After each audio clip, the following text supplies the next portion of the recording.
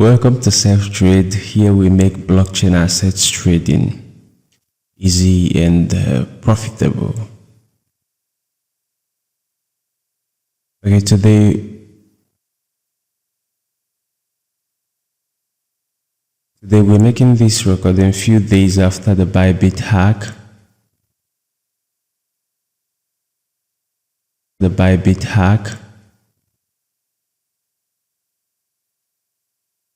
Bybit got one of its cold wallet compromised by I will not say unknown hackers because they are known. They are known in the space called the Lazarus Group. I just wonder why a group uses such a beautiful name for theft, or I don't know. Such a beautiful name for such a terrible job. But they are good in what they're doing, to being able to hack different exchanges over time successfully. So they are good in what they are doing. And from this side, Nigeria, okay, Africa. Nigeria sued Binance for a $2 billion unpaid taxes and demands that Binance pay 81 billion in damages. According to Nigeria, Binance activities within the country have caused, I think, just make the economic condition in your country better and regulatory framework defined, and your citizens will be left with no other choice than to decide what to do with their money, because Binance don't force people to come over to their exchange and trade. People intentionally come over there. And Recently, too, Central African Republic did a very nice thing within the ecosystem. They launched a meme coin. Okay. I'm not against meme coin, it's very nice. Though the recent Argentina's president saga, it have actually made the meme coin space not enticing anymore. So as for Central African Republic, it's a very nice thing that Africans are getting into the space. But we want more of organic adoption. We don't just want unnecessary speculation. We want organic adoption. We want to look into blockchain, the real effects of blockchain. Yeah, I want to look into the real effects of blockchain. We're not into just coming over there and gambling. Let's see how we can impact our economy with these great tools that is emerging, But big ups to Central African Republic. They did a very nice job. If launching a meme is possible, just like they call it testing, just a few recent market activities.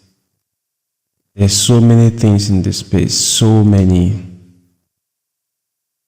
But on today's discussion, being the second episode of this show, want to discuss wallet. We want to look into wallets to find out what it is made up of. We want to look into wallet. We want to discover what it is made up of from scratch. We We want from the basis understanding of the constituents of wallet. One after this episode, one can confidently say, okay, I've gotten an overview of what wallet is all about. Because in this ecosystem, the best way to learn the best way to use the ecosystem is to learn the component of the ecosystem. Thereby, you will now appreciate what the technology has to offer. Blockchain space is very, very wide, very, very lovely. I ventured into the space late 2015. Knowledge of what this ecosystem is all about. Just like everything, when you do it for the first time. And I made series of mistakes, and I think after all those mistakes, I've learned my lesson, still learning my lessons, yes. And I felt like sharing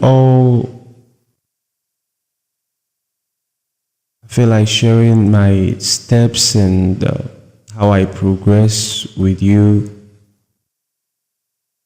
so that we can grow together. So this episode, we're going to discuss wallet. I don't see it much like a lecture. I see it more like a discussion. Though I'm only the one here in the studio, but it's a discussion. Just feel free. Don't get bruised by the technical words or by the script, a code script that will be running to generate wallet from scratch. It's just normal, it's just simple, it's just that maybe you're doing it for the first time, or if you already know it, that will be refreshing. This episode is for you, it's for me. I really want to learn what wallet is all about. For us to appreciate what this space has to offer, we have to learn it.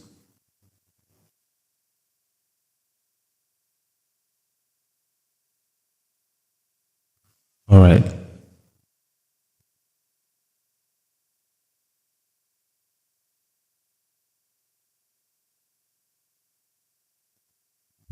When we talk about wallet, a whole lot comes to mind. Like your normal bank account.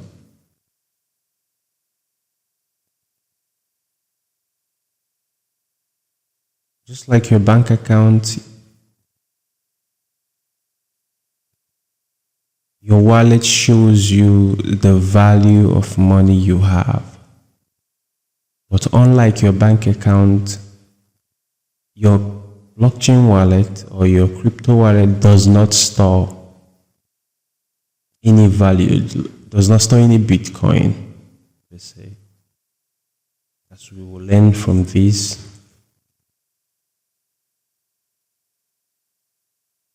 But if you compare it with the traditional banking system, your wallet or your bank account house all the money you have.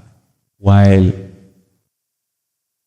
in crypto world, your wallet just house transaction details.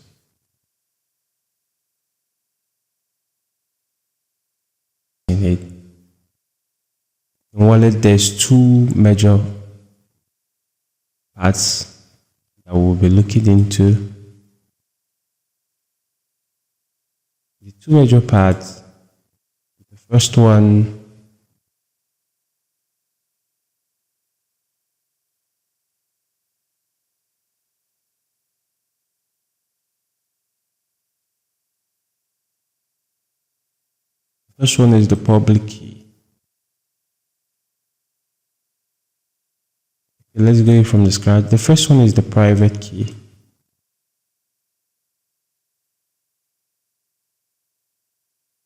And the second one is public key. Just like I said, don't get moved by the buzzwords you'll be hearing. It's very simple. It's just that you're doing it for the first time.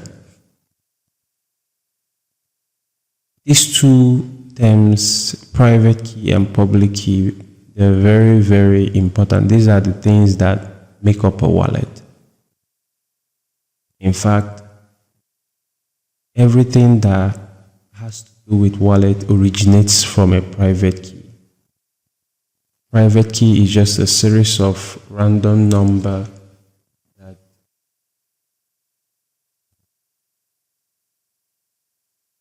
you use to access your wallet, just like a password, a security password.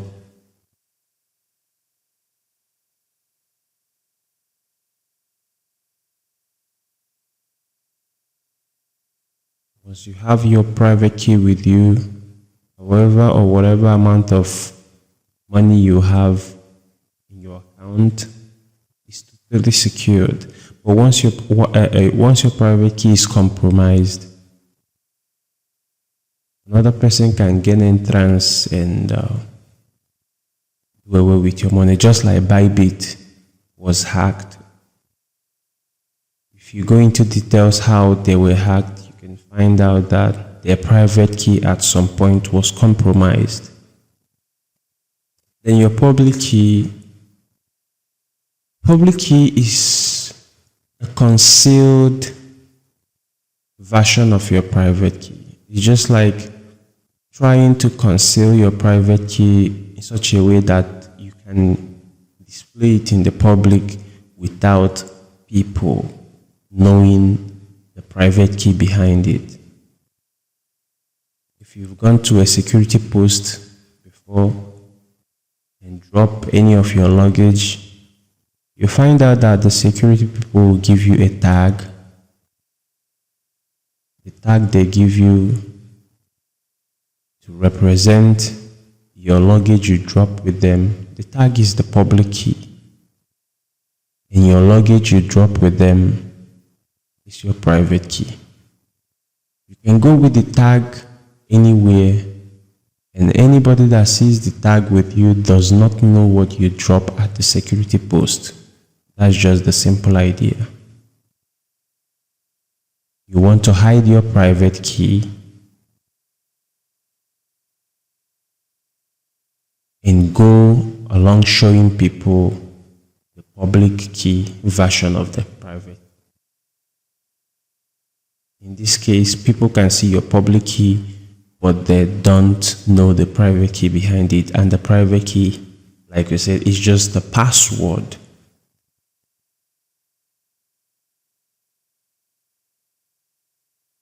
Now, in the process of hiding this private key is what we're going to look at.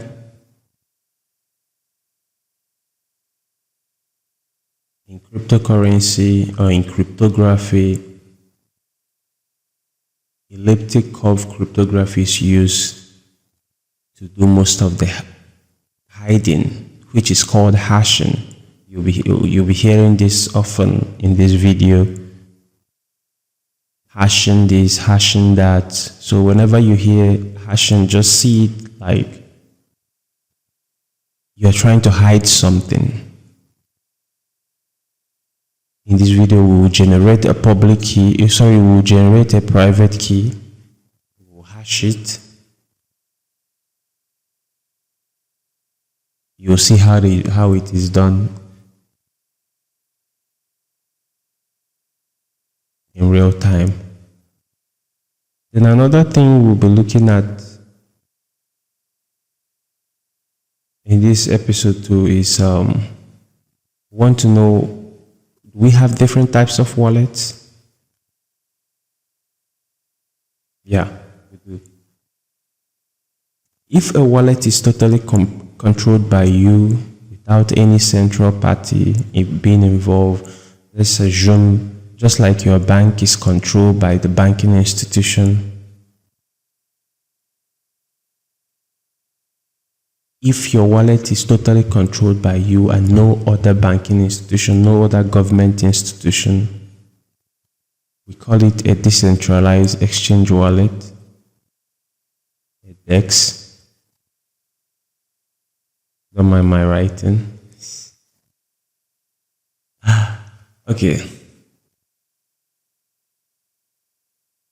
So if your wallet is totally controlled by you, you're the one in charge, just like we will generate our private key in this video, then hide it to get our public key usable in the Bitcoin blockchain space. If we are the one that did it ourselves, no government involved, no nothing involved, just we and our numbers, laptop, just we and the simple mathematical procedures. We did it simply with simple mathematical procedure. No other banking institution or government institution having a say in it. We call it a decentralized wallet. But when this wallet is controlled by, say, an exchange or controlled by another party, call it a centralized exchange. Centralized in the sense that there's a central control to it. Short form for sex. In any centralized wallet, another person can access the funds inside. The private key is visible to another entity. Example of this centralized wallet is your Binance wallet and your Bybit wallet.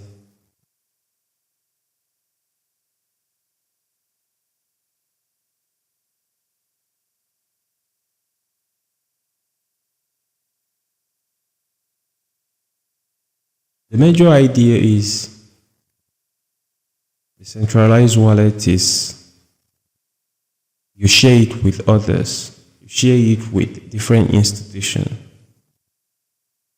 They help you keep the funds in it.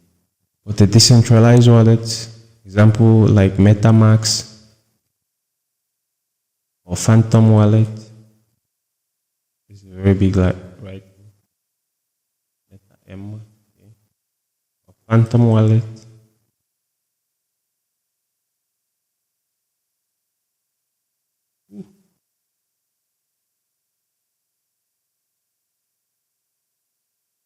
MetaMask and Phantom wallets are example of decentralized wallets.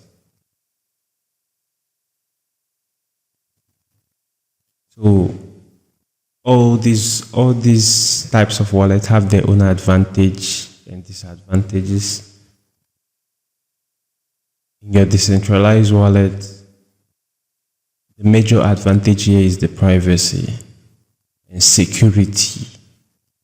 Nobody knows how much you have or where you keep it. While in centralized wallet, another party knows how much you have and is keeping it for you. So generally, people in the space love decentralized wallet. Though you have to be careful. If you make any mistake, you can get hacked. Yeah. And also in this video, we'll be talking about how to use wallets. You'll be hearing more like something called hot wallet. Hearing something called warm wallet.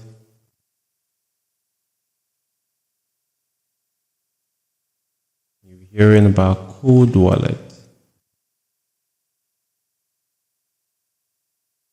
What does it all mean? When is wallet said to be hot? When it is said to be cold or warmed? In terms of usage, cold wallet means it is out of internet.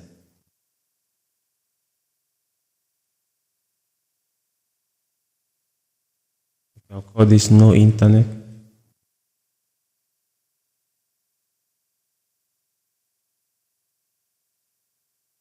So no internet.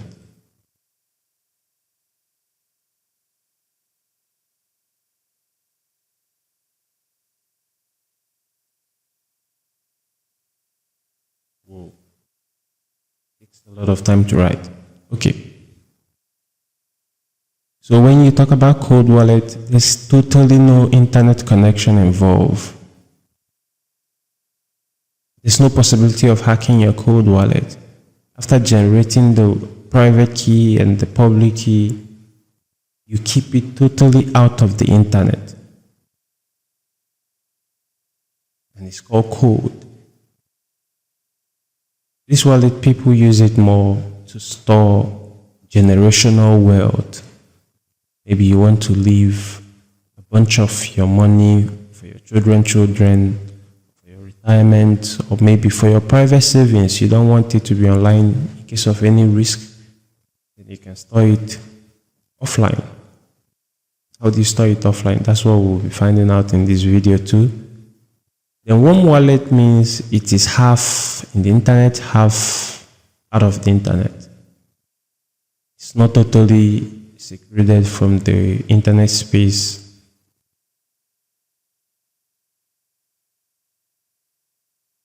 And it's not totally in the internet space. So it's in between. Most people that use this warm wallet state is the exchanges. You know, they use it for business, so they keep it in between just in case. Then the hot wallets, as you can imagine now, is totally internet. In the internet, it's up in the server, and any funds inside of it is being accessed at any point in time.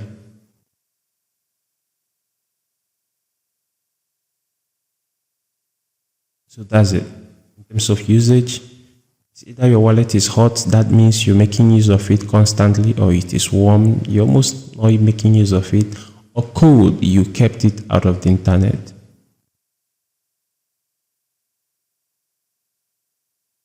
Okay.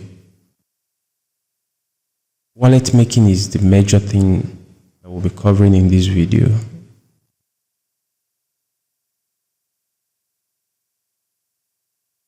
A recent documentary I watched, a Taiwanese came to Nigeria, and after seeing the environment and the blessings this country was endowed with, so gave his own account, and he said that Taiwan has almost every negative natural occurrences that Nigeria does not even think of, that Nigeria have never even had. Tsunami, earthquake, and the rest. On the other side, Nigeria enjoy every positive natural occurrences that is alien to the Taiwanese people. So he went on to describe how Taiwan rose from being a country with no much minerals, heavily burdened with natural disaster, to become one of the brain power or the tech giants of the world. And he said that there was according to him, one thing was very prominent in the developmental process.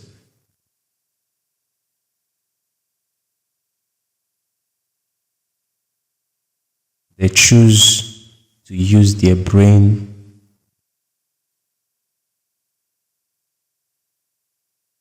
to take advantage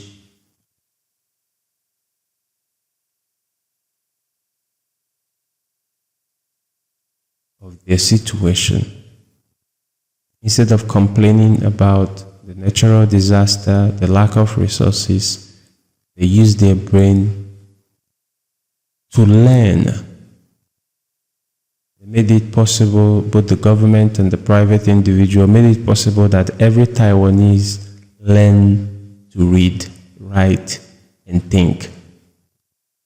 And that is the basic and the best education anyone can hope for. If you can read, if you can write, and if you can think, most importantly, anything is achievable. Today, every Taiwanese is making exploit, thinking out innovations. So why did I tell this short story?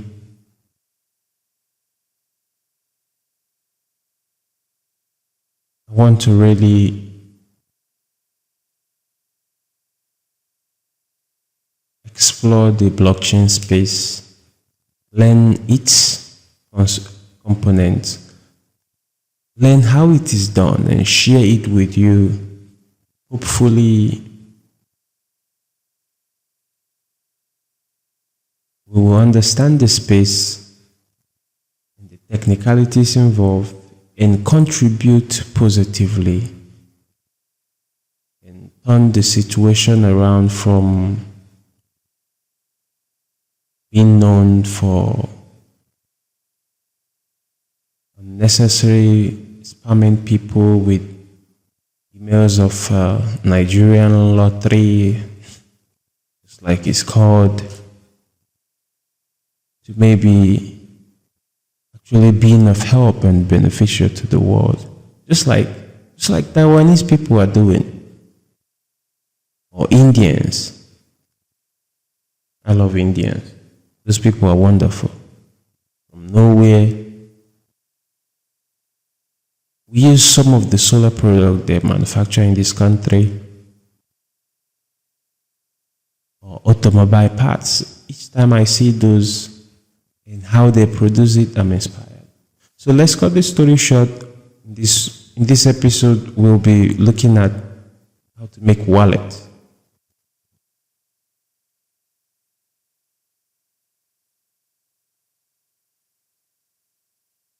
I'll bring this up. You hear many buzzwords, things like bit. You hear many buzzwords, things like bit.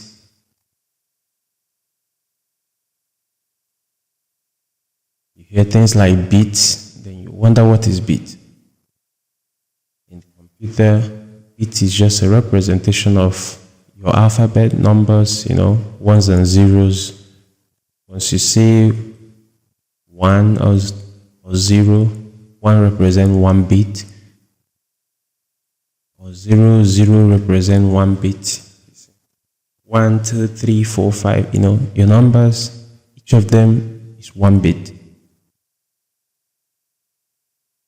Then we'll talk about byte.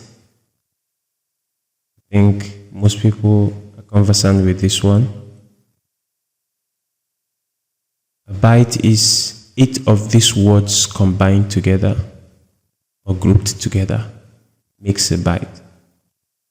It's like you see 1, 2, 3 to 8. It makes up a byte.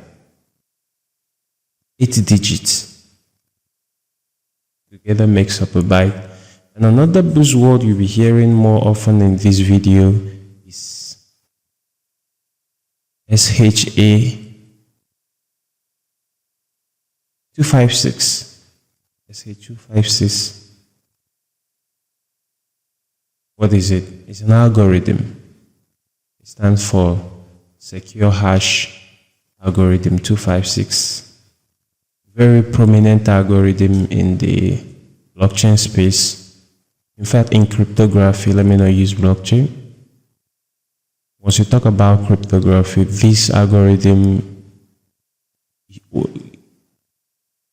This algorithm is used almost every time.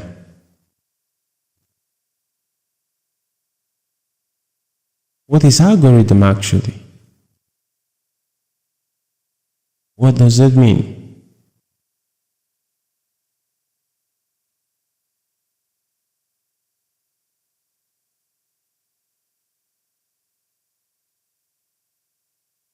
Algorithm.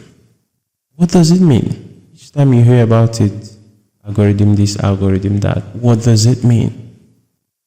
It's just a mathematical step of doing something. Not just mathematical step, a step-by-step way of doing anything is an algorithm.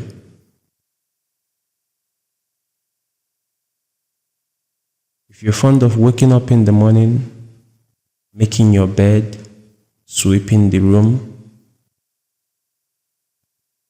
or maybe waking up in the morning, first taking your shower,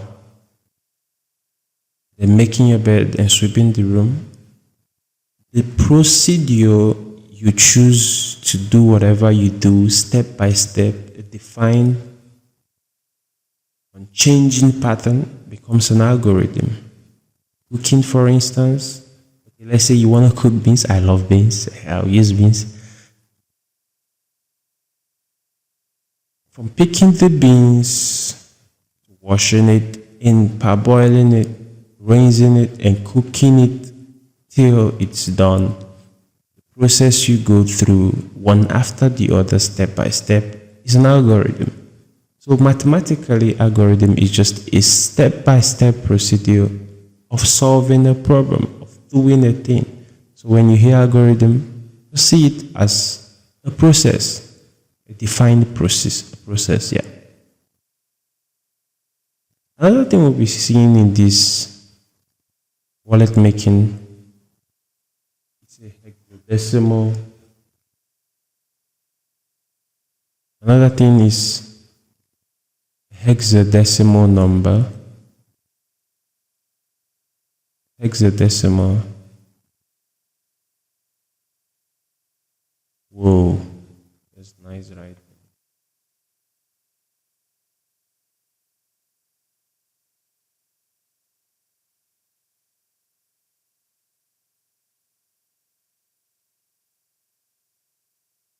What is a hexadecimal?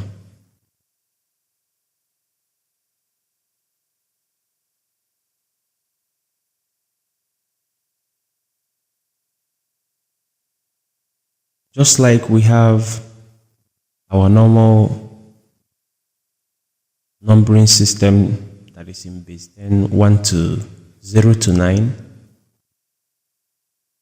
0, 1, 2, 3, up to 9. This is in base 10. It's called decimal. This is in base 10. Now, when do we say that a number is in hexadecimal? It's a numbering system that is above base 10. Everything in base 10, 0, 1, 2, 3, up to 9.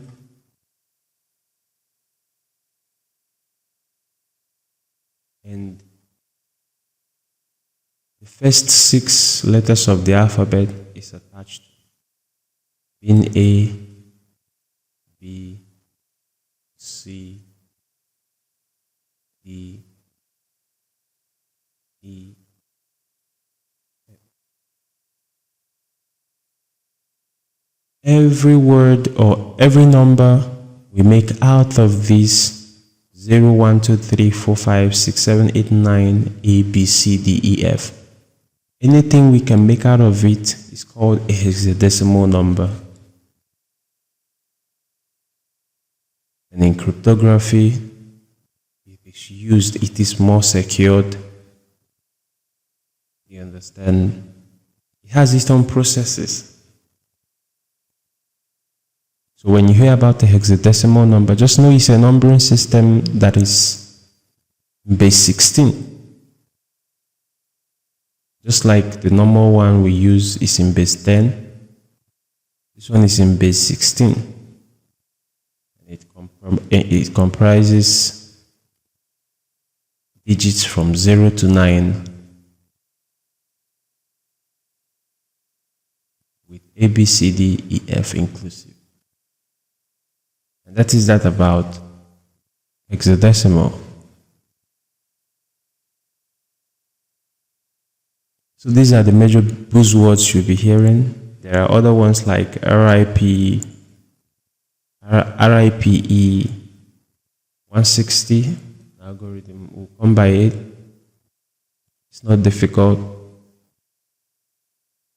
Remember, we are laying foundation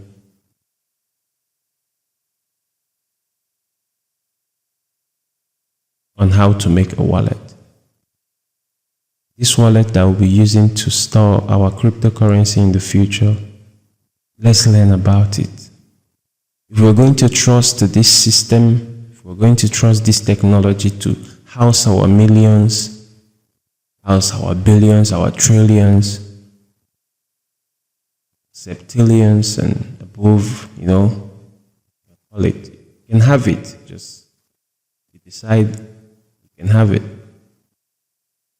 And if we can trust this technology to house this enormous amount of wealth, honestly, we have to trust it to do it perfectly.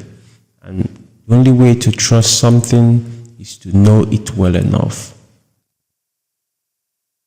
And this is the essence of this video, to bring it down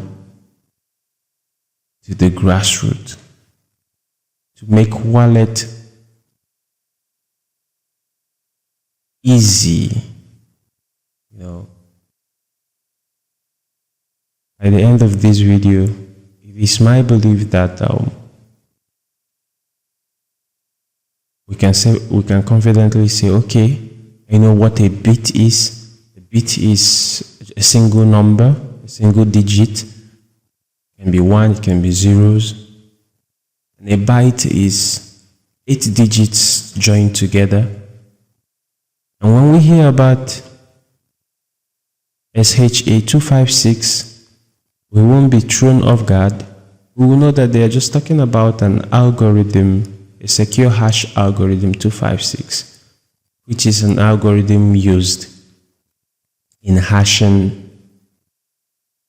Remember, we said hashing. Whenever you hear hashing, it means hiding.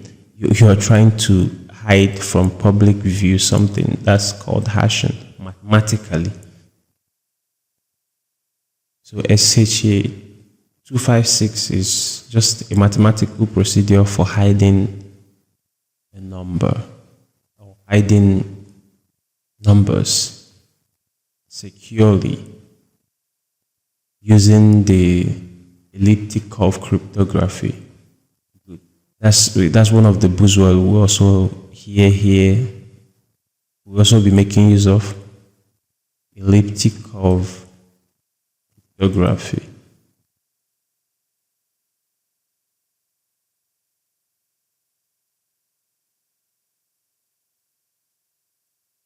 Okay.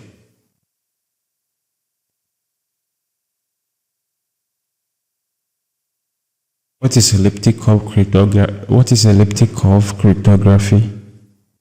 It's just the cryptography represented with an oval shape, a curve. A lot of mathematical depiction within a curve. We'll come to it, dissect it to some point so that it becomes easy and simple. When you hear about algorithms, nothing to worry about. It's just process. It's just step-by-step ways of doing something. Hexadecimal, nothing but just numbers in base 16. Base 16 numbers start from zeros to 9, then A, B, C, D, E, F inclusive. So any numbers made out of this is a hexadecimal number.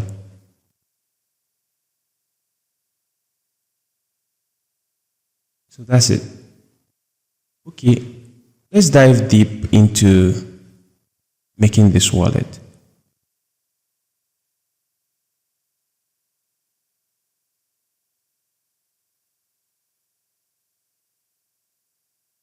Okay, I've already,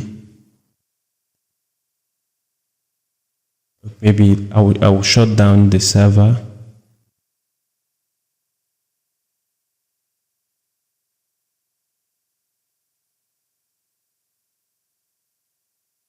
I like using Jupyter. So go to your command prompt and open Jupyter, the lab.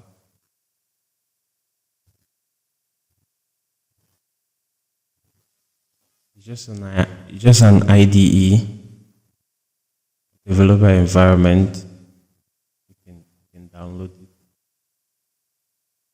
It just help you run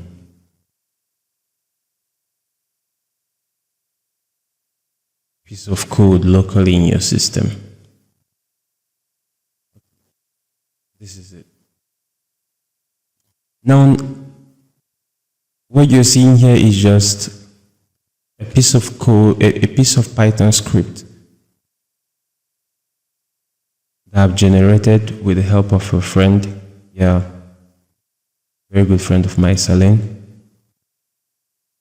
Thanks so much. Okay, we've generated this Python script. The simple 7 basic steps helps to make wallets from scratch. Each of the steps makes a particular contribution to making a wallet become a reality. First step is to generate a random 32-byte private key. Remember when we say byte, what we mean. And remember when we say bit, what we mean. So our private key is just a 32-byte size of numbers.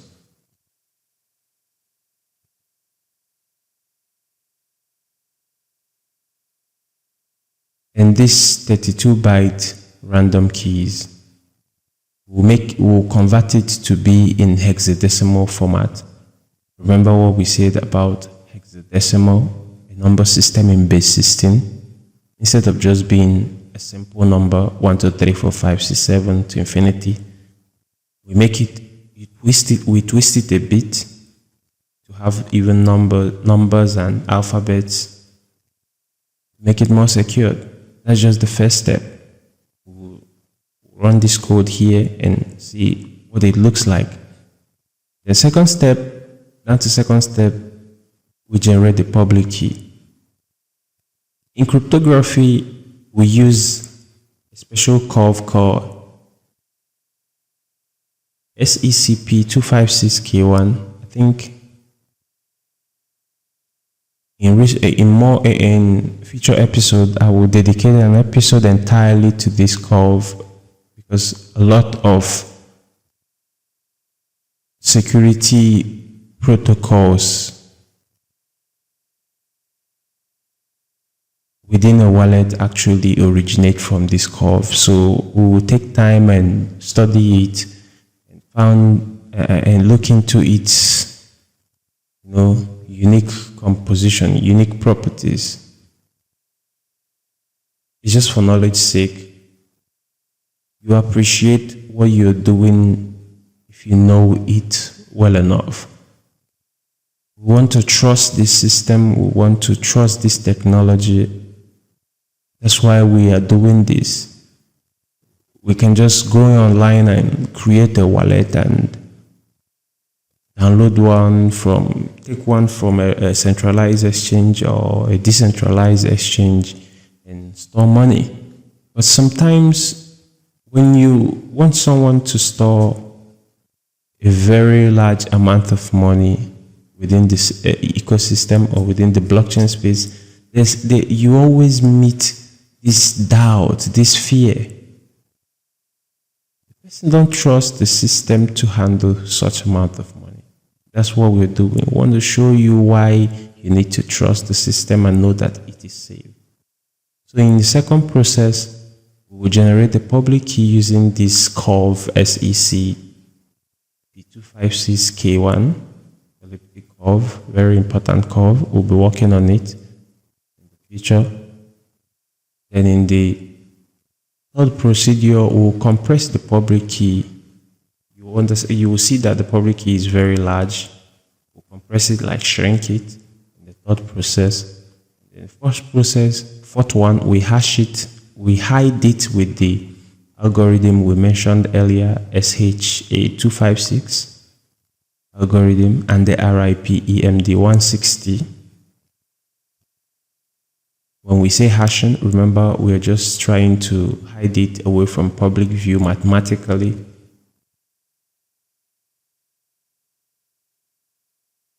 Then in the fifth process, we add a Bitcoin mainnet prefix. It's an identifier.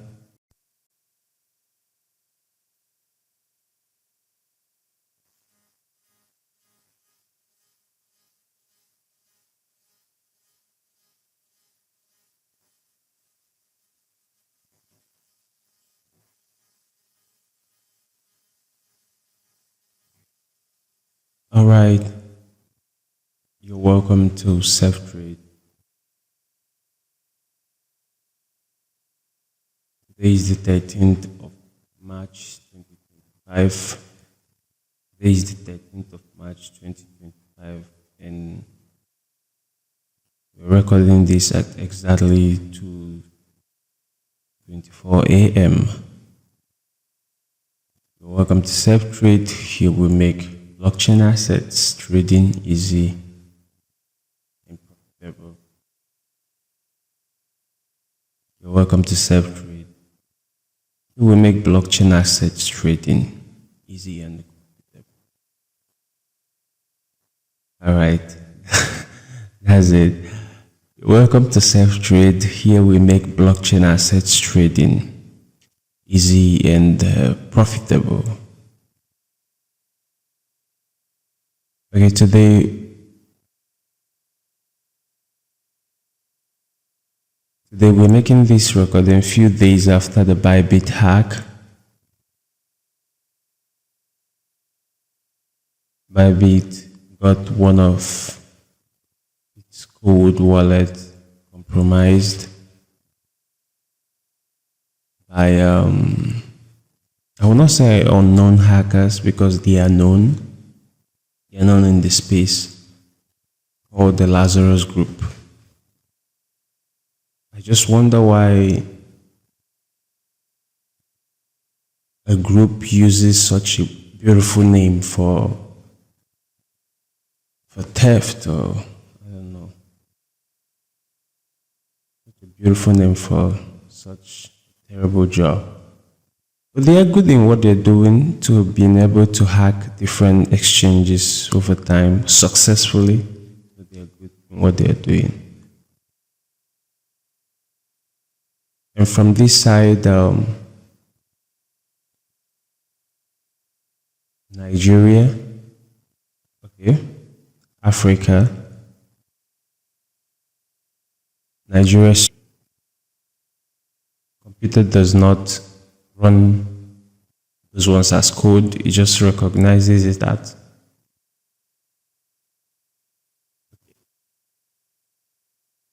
Okay, let's start from the basics and run the import command. From here you will see that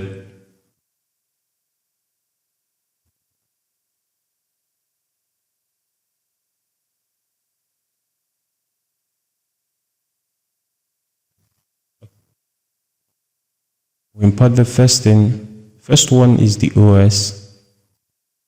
It's an environment that allows the Python code to interact with our system. And our hash, and the second import is the hash library, just like you have a set of words in English language. Okay, how do I explain this? Okay, let's just say you want to talk about engineering, for instance. all the whole words you use in engineering, beams, concrete, design, equations, all those things, they are just engineering libraries. So when you see this one, to import a hash library, just to import the words or the terms that we'll be using in hashing our numbers. And remember, when we say hash, we're hiding numbers by hashing it. Another one is to import ECDSA, which is the elliptic curve digital signature algorithm. By now, we're in tune with what an algorithm is. And the last one is the base 58 for encoding. Okay, having done this, we start immediately by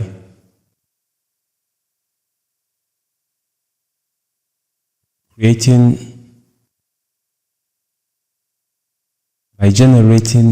a random 32-byte private key. This first step is one of the most important.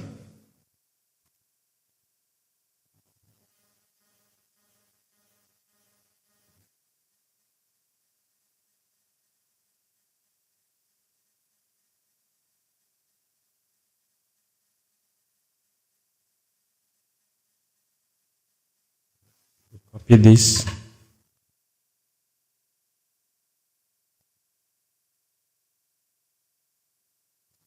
Paste. Good. Let's try and run it. You see? It does not display anything. Now, let's make it display the random key that it has generated by putting it.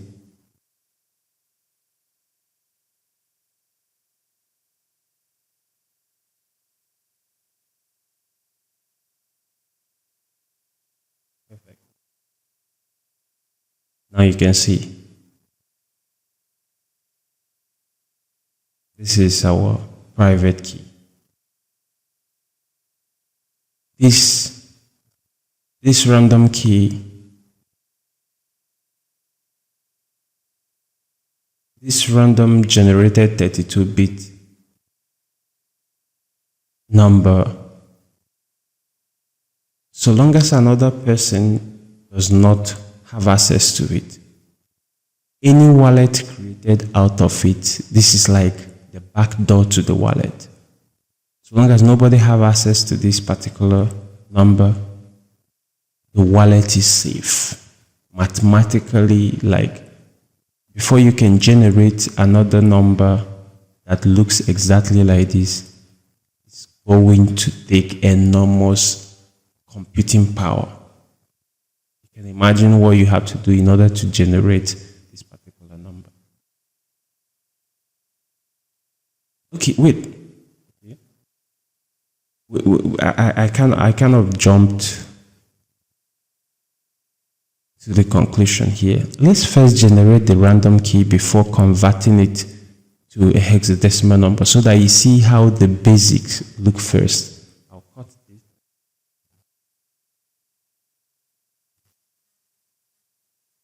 Now,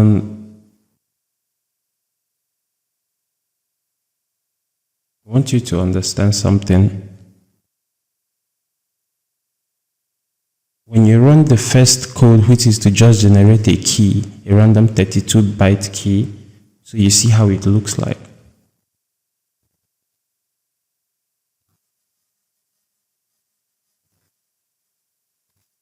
Okay, now let's run this code.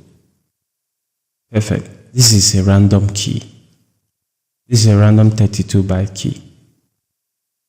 It's not yet in hexadecimal format. This is just a random key. I noticed that we jumped this stage, so I had to reverse back. You see? For you to copy out this number, possibility of mistakes will be much. Hence the need to convert it to a hexadecimal number. And remember what we say about hexadecimal numbers, just a number in base 16. And how do we do it? Here's the script for it.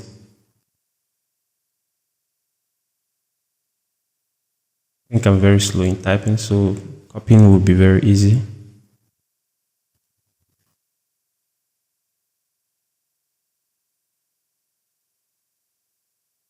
Having done that, paste it here. Input.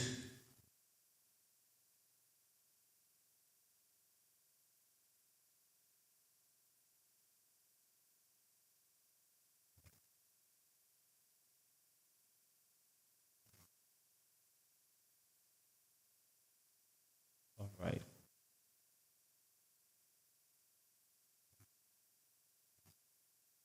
Now let's see how. Now you see. That number written in slash has been converted to hexadecimal number. This one is more mild, it's writable. It's just C7FE, it's writable other than the previous one. So that's the need for the hexadecimal conversion. And remember, if you notice, each time we run this script, it will generate a different private key. Each time we run it, just notice that this one starts with C7F. If we run it again, the new private key becomes 16EE. Let's run it again.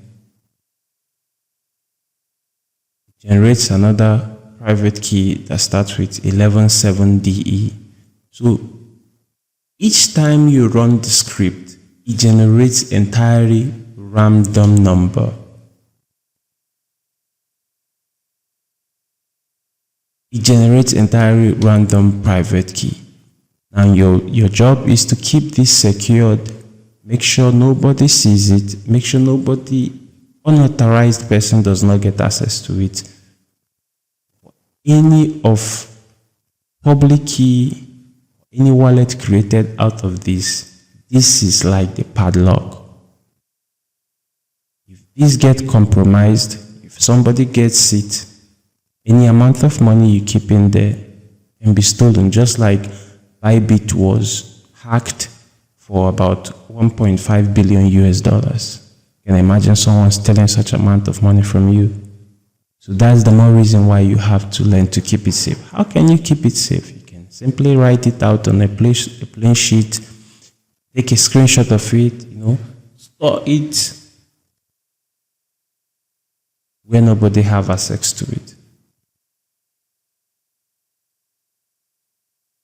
And that is our first step. Then let's move to the second step, which is to generate a public key.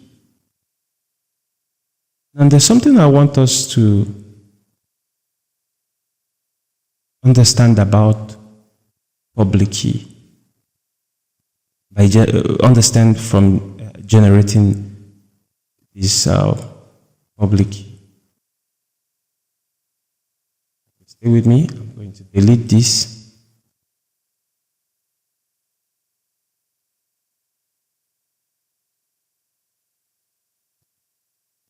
Okay.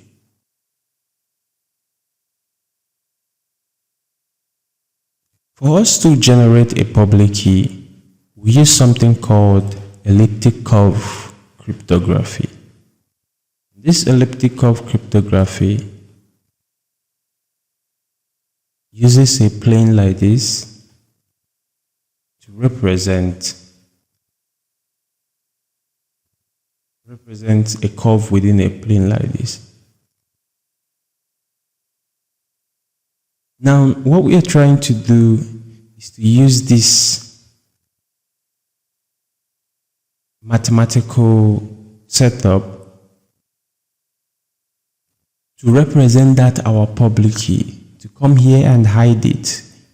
Use the mathematical component of this plane, the x and y axis, as you already know.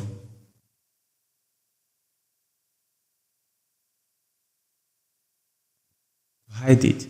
Now let's say we choose a point within this. Maybe this is a curve. It can be an egg shape. It can be an S shape. Whatever shape, just a curve that we choose to represent a number on it. Let's say we choose a point P. Maybe here is 2, 3, no, don't mind. Okay. Now we choose a point P here.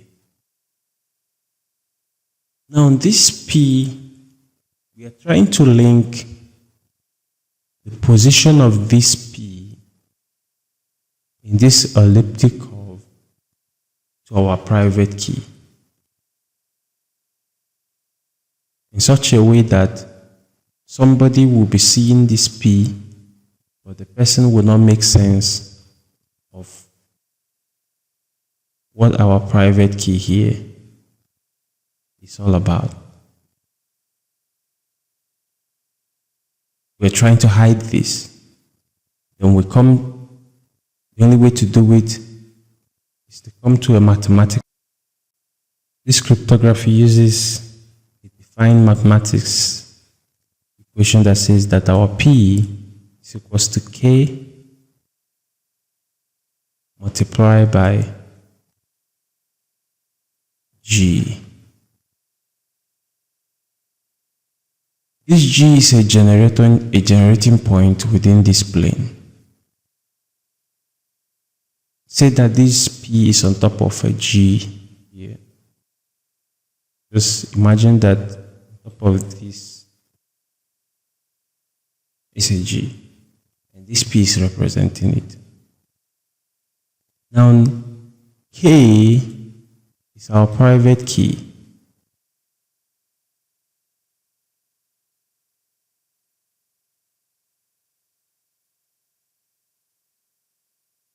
Private key.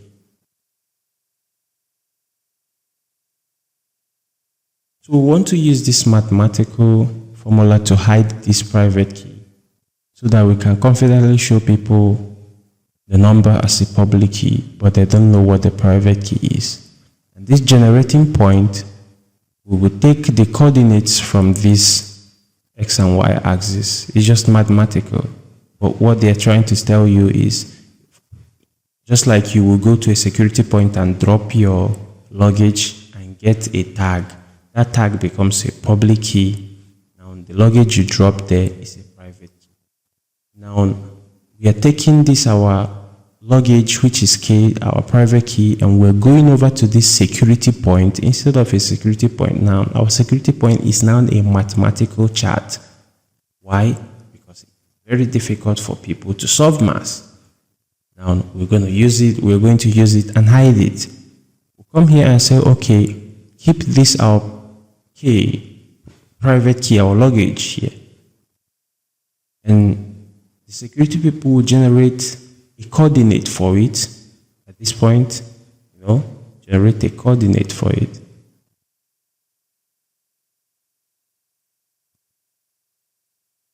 Then when they generate it, they solve the math within themselves and give us a number P. This number P becomes our public address or public key. Okay.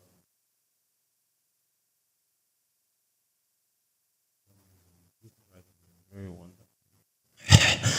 It's very wonderful. So, by so doing, we've successfully hidden our private key here. That is just the essence of elliptic curve cryptography. Another explanation you can associate to this is something called a trampoline. A trampoline If you notice a circular something that children plays on, if you fall on it, it will bounce you up. That's called a trampoline. Now imagine you throw a ball on this trampoline, it will bounce several times and stop at a point. Call that point P. Now, how many times he bounced on that trampoline becomes our private key. Maybe somebody will come there and see where this ball lands at. But the person did not know how many times the ball bounced on the trampoline. The idea is just to hide our private key. However you want to get it, just get it like we are hiding a private key. That we used elliptic of cryptography to explain it. We use the security point, but the idea is defined. Let's go to the script and run it. Just a simple script. We already imported our ECDSA. Let's copy this.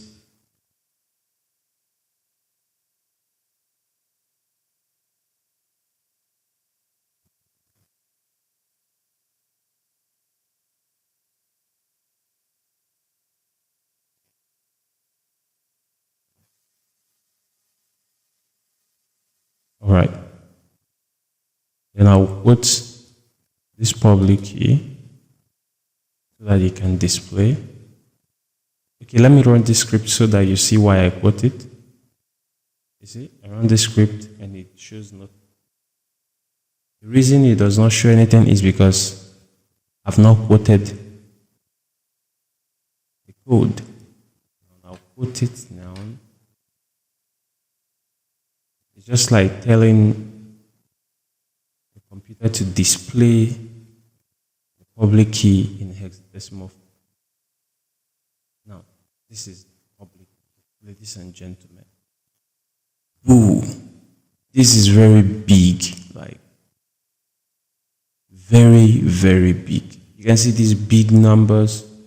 Now, this big number is representing that our private key we generated here.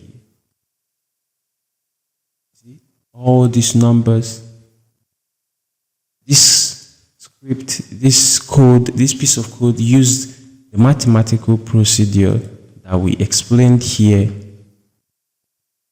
to generate these long strings of number. Let's go over it one more time. Take this out. Now let's run the previous code so you see what I'm saying. Now this is our private key, remember. This is the first private key. This is the first step. We've generated it. Now we use this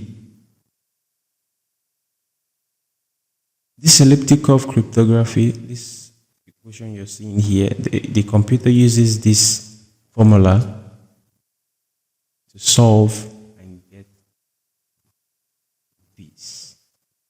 these big strings of. Now these big strings of number, if you look at it, is very large. Now if you're told that the smaller number we got in the first private key is represented within this number, you won't believe it.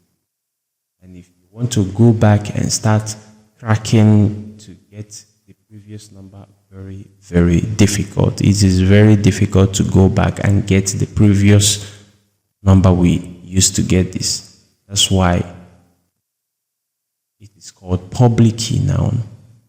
You see the public key, but you don't know the private key behind it. Boom, secured. Now I can give someone this to send me money, but not so fast. One more step remaining. This number is too big. Let's make this number smaller, so that it can be easily copied to someone. How do we do it? Step 3. We compress the public key. Just a simple script. I'll just copy it. Well, that that's just the difference between learning something and doing it in the school. If this is an exam in the school and you copy something like this, if you copy it from a person, it becomes penalty. But here, there's no penalty. Copy as much as you want, but you'll be incentivized to copy more. I'll paste that third step. Let's run the code again to see the generated, the compressed public key. Boom! You see it's now smaller. The script have shrinked it to a more smaller hexadecimal number. Remember, the number system we use in Bitcoin is hexadecimal. It's not decimal, it's not base 2, it's not binary, it's hexadecimal, 16 base. So just have it in mind. Let's rush it. Our public key is almost ready. Let's go to step 4 and see what's remaining. Now let's hash the public key with our SHA-256. Remember our SHA-256 from the beginning, which is simple hash algorithm 256. The idea for this is to further hide this number. You see this number? Let's further hide it. Let's further use another thing to represent it, such that no matter how giant the computer is, the computer cannot decrypt the first one, decrypt the second one successfully and not get caught. That is the idea. Let's hide it again using the term hash it again. So step 4, let's hash the compressed public key.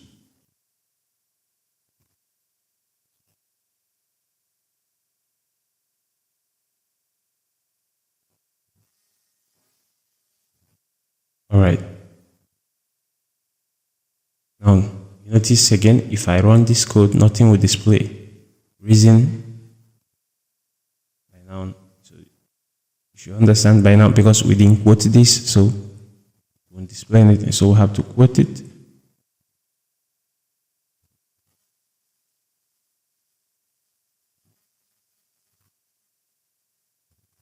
Quote it.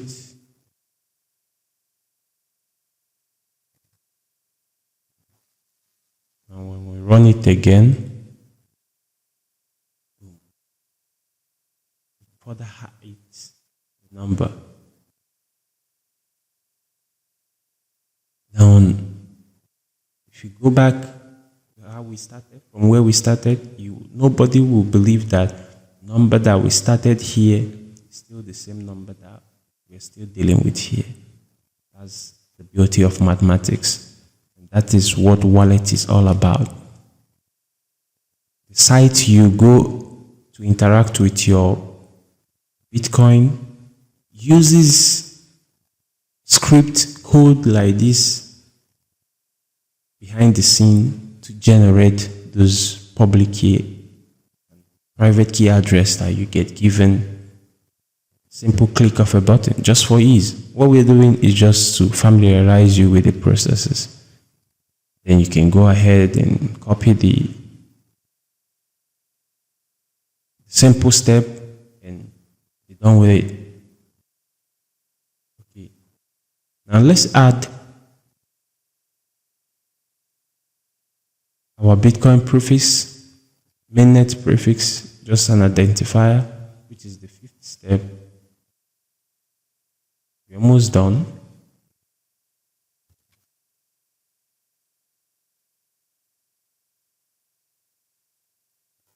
Then step is to add the Bitcoin mainnet prefix, and the Bitcoin mainnet prefix,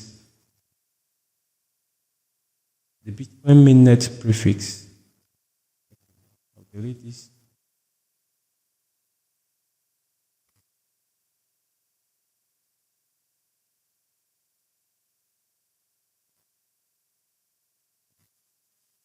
BTC mainnet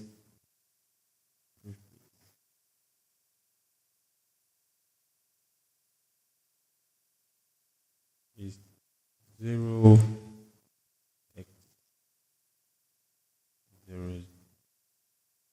Anytime you see Bitcoin address that contains this,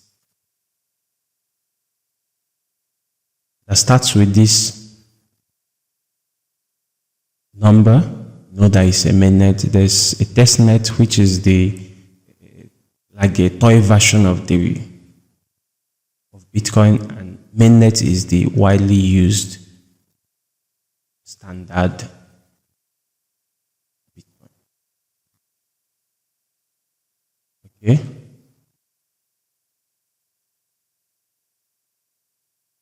Now we run the code. Does not display it again, so we have to quote it.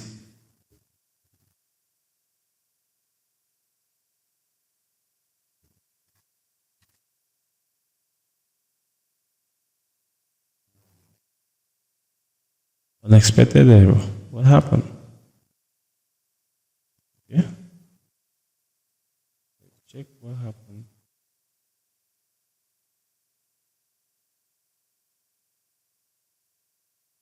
Let's check what happened.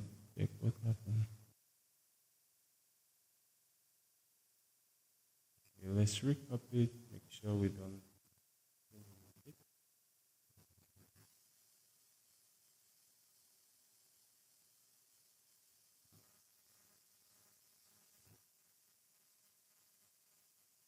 Try it again. Boom. Now we have it. This is the fifth step. And if you see, beginning, we have our Bitcoin mainnet. At the beginning of it, you have our X00. That shows that it is a Bitcoin mainnet address. Now let's go over to the third, to the sixth, that is second to the last stage, which is to compute the checksum in double hash.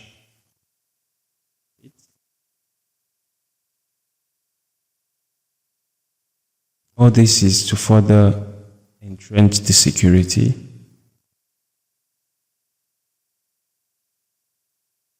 Just to show you how this space is very, very secured.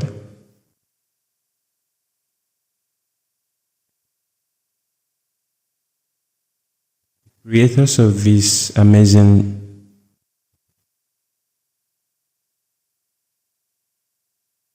ecosystem took time to actually, simple mathematics, that's just the thing. Simple things, great things are hiding in plain sight.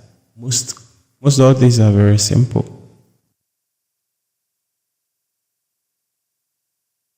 You want to reinvent the wheel. Okay. Another trace back. Careful. Careful, must present call out. Okay. Trace back.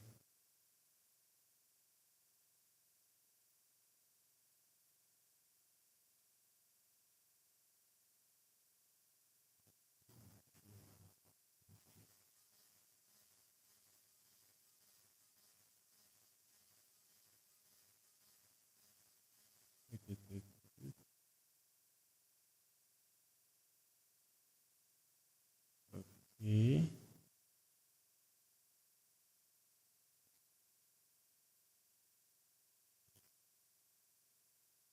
All right. And after computing the checksum, you see how it's reduced.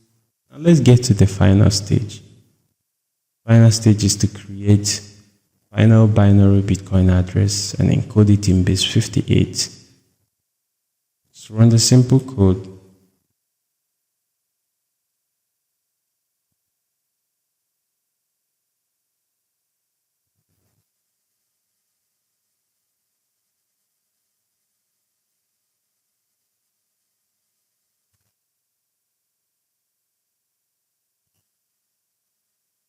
Remember to quote it so that you get the result.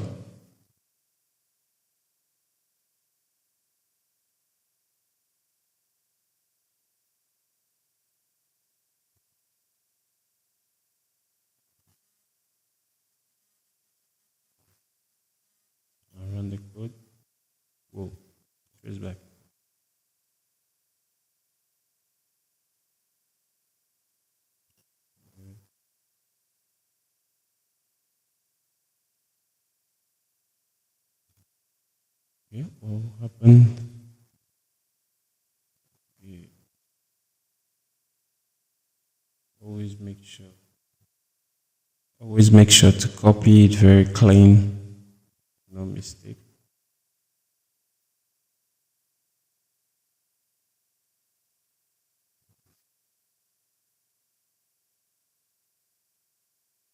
And 39. Yeah, no,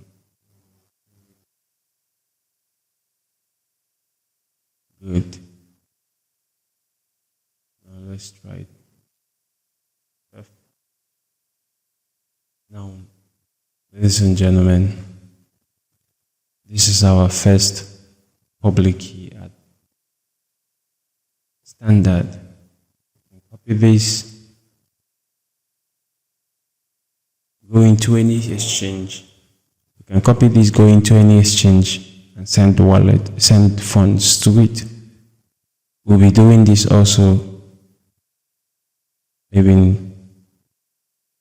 we'll be showing how to send money to this generated wallet.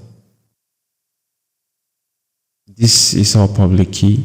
This is what public key address, which is a wallet address. This is how it is made. Now this final step, the final of this 7-step creates the final.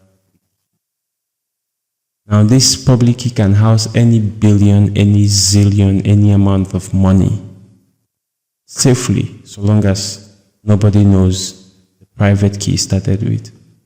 Now for you that created the wallet, how do you know the private key? To keep in touch with it, just put the private key under it so that it displays. Okay. Alright, then if we run this code again, you see, it displays both the public key and the private key. And if you notice from this, the public key is always shorter than the private key. And this private key, very unique, and there's a very big need to keep it safe. This is just the behind the scene of any wallet you've ever seen, will see, or make use of. This is how it is made. This is how the computer generates it behind the scene and present you with this 2 number.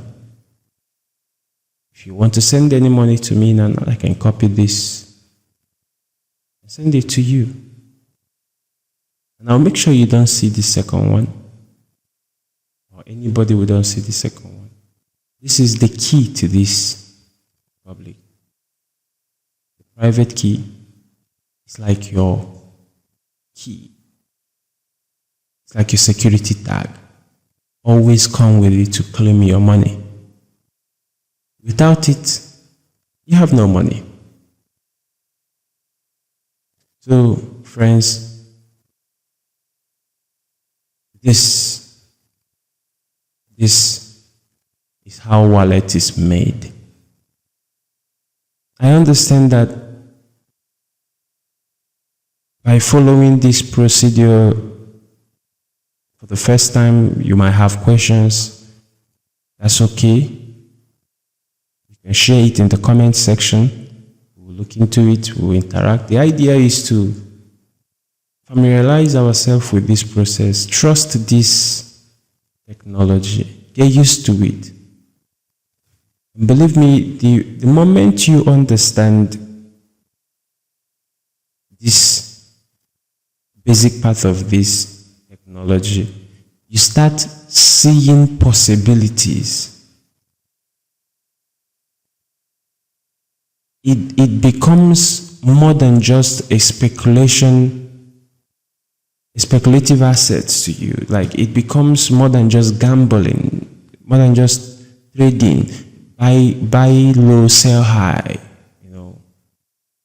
get an airdrop. What is the market situation? Is it down or is it up? It becomes more than that to you. You now appreciate the technology. in question. You appreciate the ingenuity of the founders, the creators of this platform, this technology. You appreciate it because you would start seeing what they saw.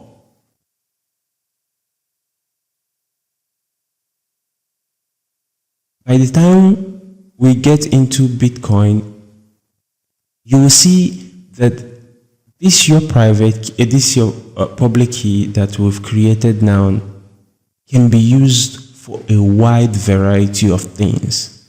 That even to house Bitcoin or to house your digital tokens is just the most common use. A whole lot. I can way build you a container load of palm oil, all sealed within a token, all capped and protected and tracked within the blockchain ecosystem, that whenever you see the oil I sent to you, or whenever you see the product I sent to you, all you have to do is copy the public address, verify it on chain. If it does not originate from me direct, it will be visible there. Fraud will be reduced. Delivery system perfected. Elections, a whole lot of changes, a whole lot of possibilities. Voting issues, totally gone. Just understand the system with an open mind, and you start seeing possibilities. That's the more reason, that's the drive, that's the energy. When I got this, I said, okay, it will be best to share it. Thank you for your interest in Bitcoin. Thank you so much for your attention. That's Robert Kiyosaki will say, repetition is the key to learning. Come over this once again. Go over it. If it's long, yeah.